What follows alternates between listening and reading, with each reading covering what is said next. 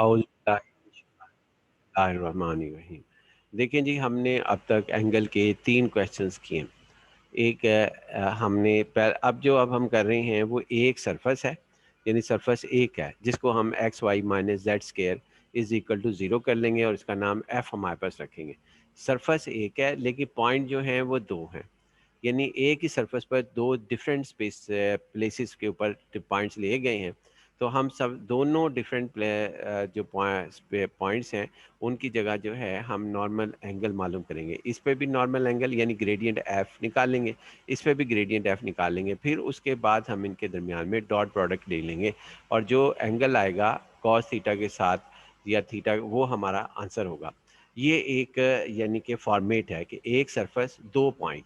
और इससे पहले हमने जो यहाँ पर किया था, एक और सवाल एंगल का किया था, वो उसको भी मैं डिफरेंशिएट करना चाहूँगा। पिछले लेक्चर्स में आप देख लीजिएगा कि इसके अंदर यहाँ पहले इसको डिस्कस कर लेते हैं कि हमारे पास क्या कहते हैं, इसमें आपके पास 2 सरफेसेस हैं। ये देखना 2 सरफेस है। पहले 2 सरफेसेस हमारे पास हैं। एक को एफ नाम दिया, एक को जी नाम दिया और पॉइंट एक है। जबकि जो आज हम सवाल कर रहे हैं उसमें ये पॉइंट 2 है और सरफेस एक है। और यहाँ पर एंगल जो मालूम करने को कहा गया वो 2 सरफेसेस और 1 पॉइंट है। इसका स्ट्रेटजी हमने यहाँ पे भी हमने यही किया था कि दोनों सरफेसेस पे ग्रेडियंट निकाले थे, इसका और इसका, फिर उनके दरमियान में डॉट प्रोडक्ट ली थी और उसको हल किया था। सिमिलरली हम अब आते हैं तीसरी कैटेगरी पर कि एक सरफेस है हमारे पास, इसके अंदर इसमें आपके पास है एक सरफेस है और वो वेक्टर फॉर्म के अंदर हमारे पास दी गई है। तो हम उसका जो है नॉर्मल यूनिट नॉर्मल या नॉर्मल वेक्टर निकालना चाहते हैं।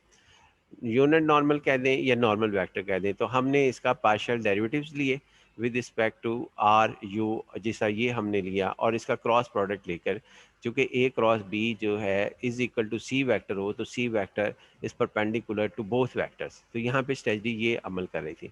आज जो हम कर रहे हैं, ये पिछले लेक्चर्स में आप देख सकते हैं कि हमने इसको कैसे किया था।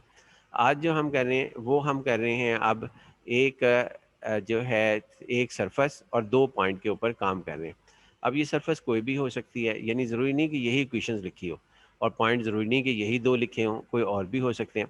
तो सबसे पहले जी हम यहाँ पे इस तरीके से करते हैं कि हम इस सरफेस का जो है इसको एक्स वाई माइनस जी स्क्वायर आगे इज इक्वल टू 0, यानी किसी एक साइड पर 0 हम प्रोड्यूस करेंगे, चाहे लेफ्ट साइड पर चाहे राइट साइड पर।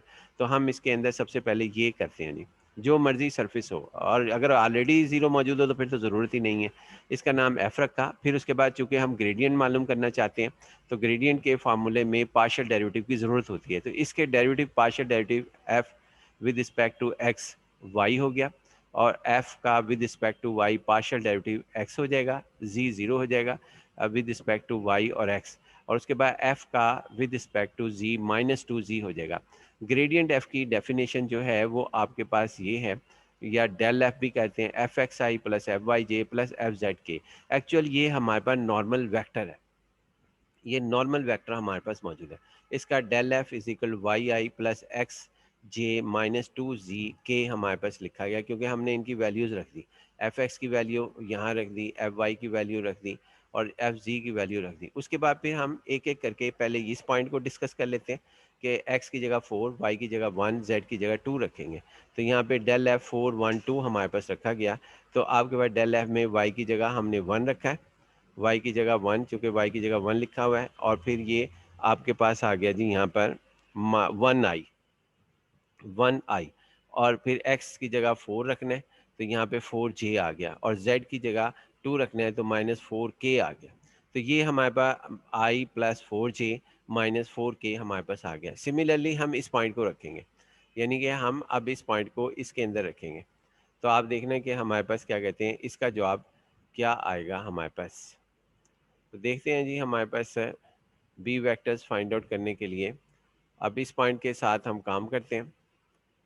इस पॉइंट के साथ इसके अंदर देखें, यहाँ पे रखा, यानी normal vector at this point 3, Y की जगह 3, एक्स की जगह 3, 3 I plus 3 J minus plus six जो है वो के, ये लिखा गया है हमारे पास। इस तरह मैंने यहाँ पर 3 कॉमन ले लिया, आप बेशक लेना चाहें तो ले लें, ना लें तब भी कोई फ़र्क नहीं पड़ता।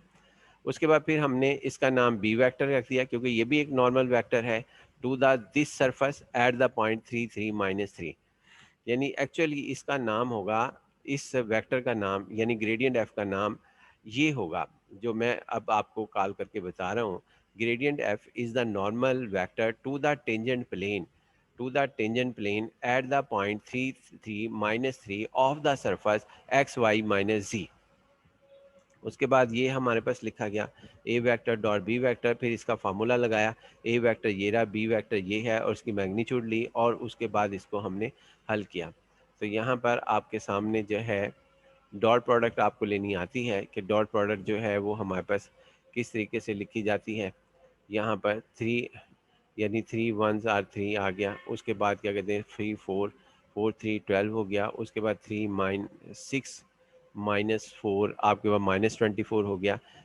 और उसके बाद इनकी मैग्नीट्यूड ले ली, मैग्नीट्यूड ली तो 1 का स्केयर आ गया, 4 का स्केयर आ गया, उसके बाद -4 का स्केयर आ गया। फिर बी वेक्टर की मैग्नीट्यूड ली, ये बी वेक्टर की मैग्नीट्यूड हमारे पास 3 का स्केयर प्लस 3 का स्केयर प्लस 6 का स्केयर कॉस थीटा आ गया। और फिर हम इसको सिंप्लीफाई किया तो theta is equal to cos inverse -9/33 √54 हमारे पास आ गया। यही हमारा जो है हमने फाइंड आउट कर लिया angle between two normal vectors at a surface, at a single surface.